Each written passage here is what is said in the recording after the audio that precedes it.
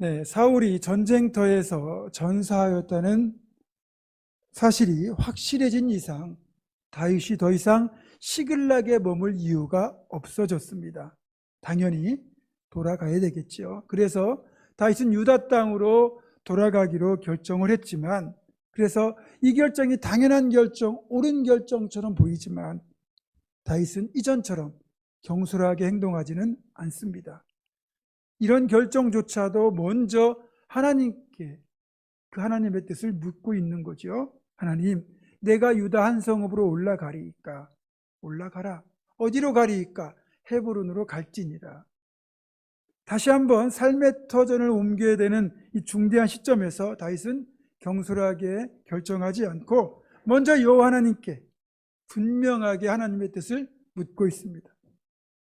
이 모습은요, 다윗이 그동안 많은 사건을 겪으면서 그의 인격과 신앙이 한층 더 성숙해졌음을 잘 보여주는 대목이기도 합니다. 사실 인격이나 신앙 같은 것이 어느 한순간에 그렇게 성숙해지는 게 아닙니다. 다윗처럼 오랜 시간 연단과 고난의 시간을 겪으면서 그 시간과 상황 속에서 하나님을 바라보는 방법을 배우게 되고 그 결과 인격과 신앙이 함께 성숙해지는 거죠. 그렇기 때문에 혹 인격과 신앙이 아직 미성숙된 분들의 모습을 보면서 우리가 비난하거나 실망하는 대신에 그분들의 인격과 신앙이 충분히 성숙해질 때까지 우리가 기다려주는 것도 필요합니다.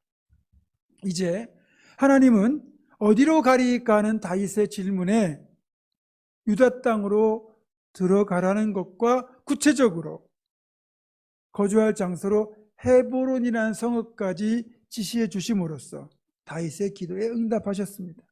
자, 그런데 그 많은 유다 땅 중에 왜 헤브론으로 가라고 하셨을까요? 일단 우리가 분석해 보면 표면적인 이유는 분명합니다.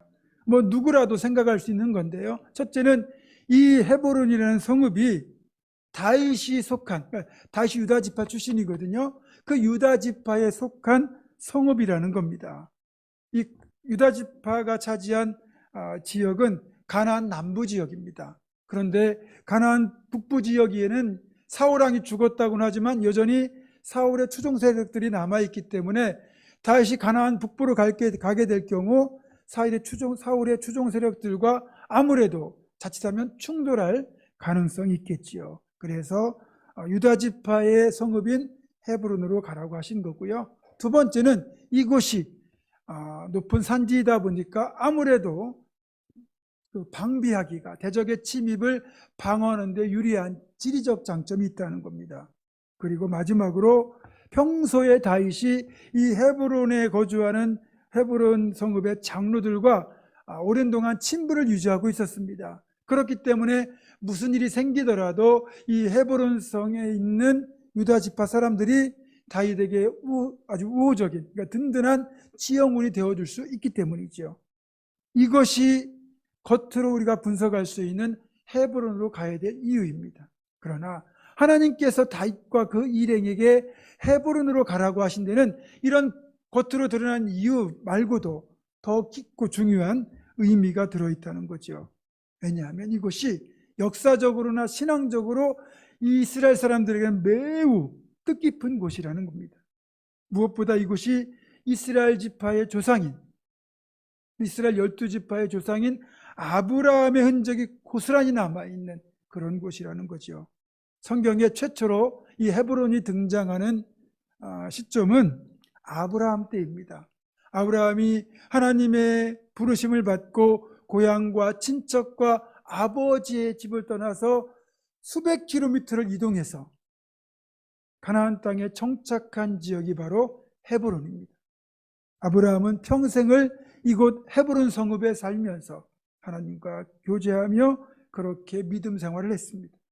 그 뒤에 아브라함의 아내인 사라가 죽었을 때 아브라함이 이 헤브론 사람들로부터 은 400세겔을 주고 막벨라 굴을 자신의 무덤으로 구입을 합니다. 그리고 그곳에 사라를 장사했고요. 아브라함이 죽은 뒤에 아브라함도 이곳 헤브론의 장사가 됩니다. 그리고 이제 이삭과 리브가 그리고 야곱과 레아까지 믿음의 3대 족장이 모두 이곳에 묻힘으로써 이곳은 이스라엘 백성들에게는 성지와도 같은 곳이 되었습니다.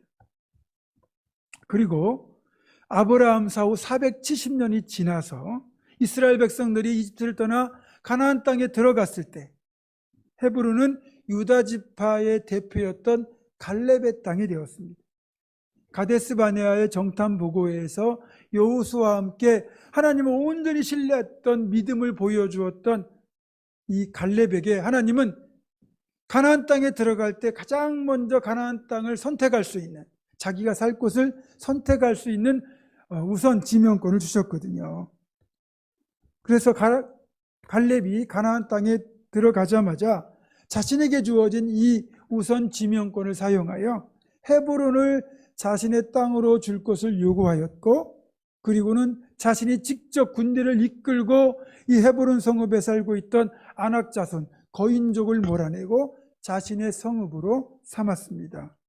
그래서 이곳 헤브론에는 아브라함의 신앙의 흔적뿐만 아니라 하나님을 온전히 신뢰했던 갈렙의 신앙의 또 순수한 모습이 그대로 서려 있는 곳이기도 합니다. 그런데요, 이렇게 갈렙이 자신에게 주어진 그런 땅의 우선 지명권을 사용하여 헤브론을 선택한 데에는 앞서 말씀드렸던 이스라엘의 3대 족장의 무덤이 있는 그런 역사성이 깊은 성지라는 것뿐만 아니라 갈렙의 눈으로 볼 때는 이곳이 특별한 곳이거든요. 자신의 조상 아브라함이 하나님과 깊은 또 친밀한 교제를 누렸던 곳이기 때문에 이곳을 달라고 요구했다는 겁니다. 성경을 보면 아브라함은 이 헤브론에 사는 동안 하나님과 깊은 영적 교제를 늘 누리고 살았습니다. 심지어는 하나님께서 친히 아브라함을 찾아오셔서 아브라함이 이 헤브론 상수리나무 아래에서 하나님을 만나고 대접하기도 하거든요. 이처럼 이 헤브론이라는 곳은 영적으로 보면 하나님과 깊은 교제를 나눌 수 있는 성전과도 같은 복된 곳입니다. 또 기가 막히게도 이 헤브론이라고 하는 이 지명의 뜻 자체가 연합, 교제라는 뜻을 갖고 있습니다. 그러니까 헤브론이야말로 하나님과 깊은 연합, 교제가 이루어지는 복된 곳이라는 거죠. 갈렙은 그렇게 하나님과의 깊은 연합, 교제를 꿈꾸면서 헤브론을 자신의 땅으로 선택한 것입니다. 자, 그렇다면 또 어떻게 헤브론이 이렇게 하나님과 깊은 교제를 누릴 수 있는 곳이 되었을까요? 이건 지리적 특성 때문에 그렇기도 합니다. 먼저는 하나님만 바라볼 수밖에 없는 곳이에요. 왜냐? 아주 황량하고 척박하고 고립된 산지거든요. 그렇기 때문에 하나님의 도우심 없이는 살아갈 수가 없는 곳입니다. 워낙 강수량도 부족하고요, 풀만 듬성듬성 자라기 때문에 농사는 지을 수도 없고 목축을 하며 겨우겨우 살아갈 수밖에 없습니다. 그러다 보니 더욱더 하나님을 의지할 수밖에 없어요. 하나님이 그나마 비를 적당히 내려주셔야 목축을 할 수 있고요, 그래서 겨우 생존할 수 있습니다. 그래서 더더욱 하나님을 바라볼 수밖에 없고 하나님만 의지할 수밖에 없는 곳이 됩니다.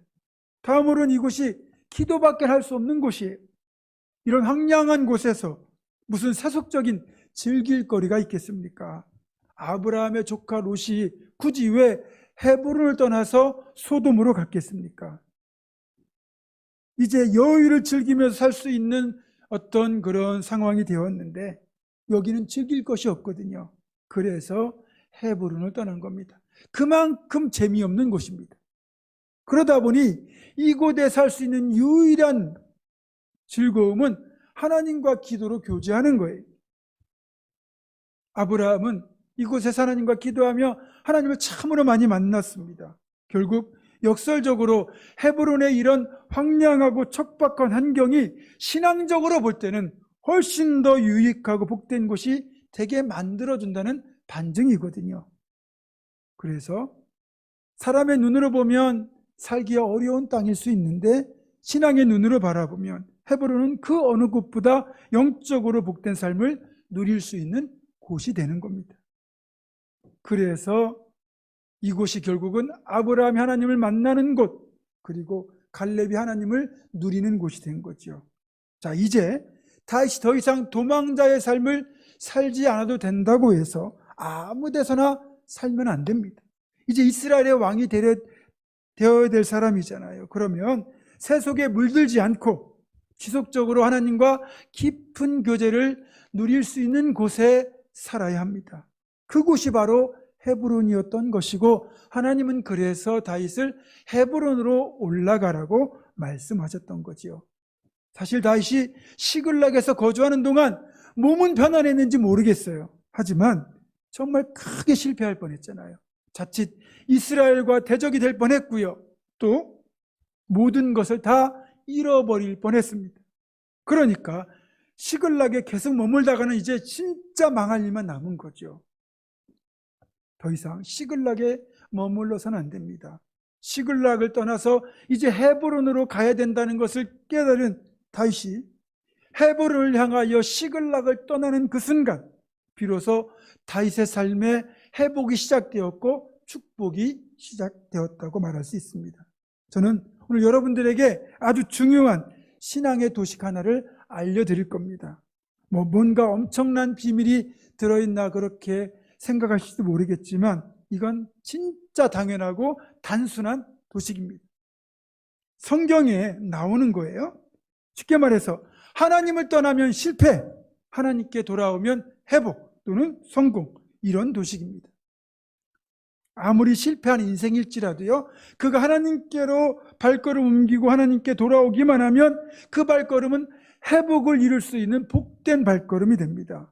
반대로 아무리 내가 성공적인 삶을 살고 있었다 할지라도 그 사람이 하나님을 떠나면 그것은 곧 실패, 멸망으로 이어진다는 거예요. 성경에 등장하는 대표적인 몇 사람의 사례를 살펴보도록 하겠습니다. 우선 아브라함의 조카 롯이에요. 제가 예전에 다루었지만 롯이 아브라함과 함께 헤브론에 거주할 때는 그는 성공적인 삶을 살았다고 볼 수 있습니다. 하나님과 교제하는 신앙적인 복도 누렸고, 또 하나님이 그에게 복 주셔서 가축대가 심히 많아지는 물질적인 복까지 더불어 누렸습니다.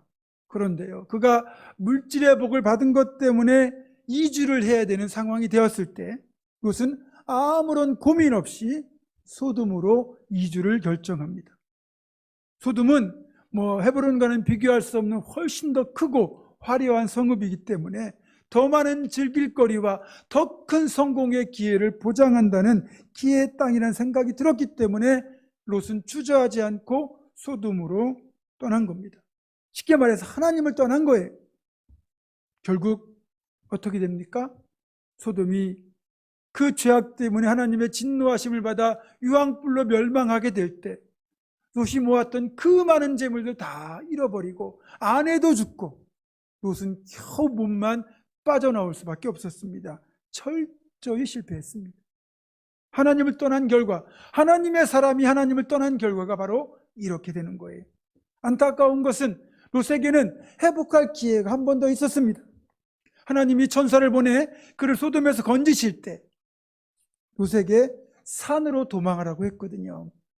우선은 이 불길을 피해 가까운 산으로 도망하라고 그렇게 해석할 수 있지만, 그 본질적인 의미는 하나님과 교제하며 영적인 복을 누렸던 헤브론, 그 산지로 돌아가라는 것이었어요. 그러면 회복될 수 있다는 말씀이었거든요. 안타깝게도 롯은 그렇게 하지 않고 눈에 보이는 가까운 소알성으로 도망하고 말았습니다. 그리고 영영 회복되지 못했습니다. 두 번째 케이스는 바로 나오미입니다. 룻기를 보면 나오미와 그녀의 남편 엘리멜렉은 이방 땅에서의 성공을 꿈꾸면서 두 아들을 데리고 신앙의 땅 베들레헴을 떠나 모압으로 이주하게 됩니다. 신앙의 땅을 떠나 불신앙의 땅 이방으로 간 결과가 어떻게 되는지 아십니까? 불과 10년 만에 쫄딱 망합니다. 사업도 실패했고요. 남편 엘리멜렉도 죽고 두 아들마저 이방 땅에서 죽고 맙니다. 나오미는 완벽하게 실패하죠. 그러나 그렇게 실패한 것처럼 보였지만 나오미가 그 사실을 깨닫고 신앙의 땅 베들레헴으로 하나님을 향하여 발걸음을 옮기는 순간 그녀의 삶에 회복이 시작되었습니다. 쓰디쓴 마라 같은 인생으로 추락했던 그 나오미의 삶이 그래서 베들레헴으로 돌아가게 되었을 때 하나님이 베들레헴에서 회복의 역사를 이루시고 나오미의 이른 그 뜻대로 다시 나오미의 삶에 기쁨이 회복되도록 역사해 주셨습니다. 하나님께 돌아가면 누구라도 회복이 됩니다. 제가 자주 언급하는 누가복음 15장에 나오는 탕자의 비유 아시죠? 여기서도 하나님을 떠나면 실패, 하나님께 돌아오면 회복의 케이스는 그대로 적용됩니다. 탕자가 하나님으로 상징되는 아버지의 집을 떠나 머나먼 타국, 불신앙의 땅으로 갔을 때 그 결과 어떻게 되었습니까? 쫄딱 망하고 그의 신분이 가장 밑바닥까지 추락할 정도로 그는 처참한 실패를 겪게 됩니다. 여러분, 이 비유에서 탕자가 했던 결정 중에 가장 잘한 결정이 그 실패의 자리에서 아버지께로 돌아가기로 한 결정입니다. 아무리 실패했고 더 이상 회복할 수 있는 아무것도 없지만 그러나 탕자가 아버지께로 돌아가기로 결심하고 발걸음 옮기는 순간 이미 그의 삶에 회복이 시작되었고 실제로 그가 아버지께로 돌아왔을 때 그의 모든 것이 다 회복이 되었습니다. 물론 집으로 돌아간다는 것, 자신의 실패를 인정하고 자신의 이 추레한 모습을 그대로 보여주어야 되기 때문에 어쩌면 자존심 상하고 죽기보다 싫은 일일지도 모릅니다. 그러나 그 알량한 자존심 때문에 만약에 돌아가기를 거부한다, 그 자리에 멈춰 있다, 오히려 더 끔찍한 자리로 또 추락하게 될 겁니다. 그러나 탕자는 그 사실을 깨닫고 하나님 아버지께로, 자신의 아버지께로 돌아갔고 그 결과 그의 삶에 회복이라는 은총이 주어졌죠.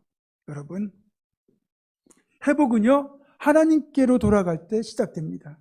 우리가 다윗처럼 결단하고 헤브론으로 발걸음을 옮기는 순간, 나오미처럼 그렇게 결단하고 베들레헴으로 발걸음을 옮기는 순간, 탕자가 결단하고 아버지의 집을 향하여 발걸음을 옮기는 순간 하나님께서 우리를 회복시키실 것이기 때문입니다.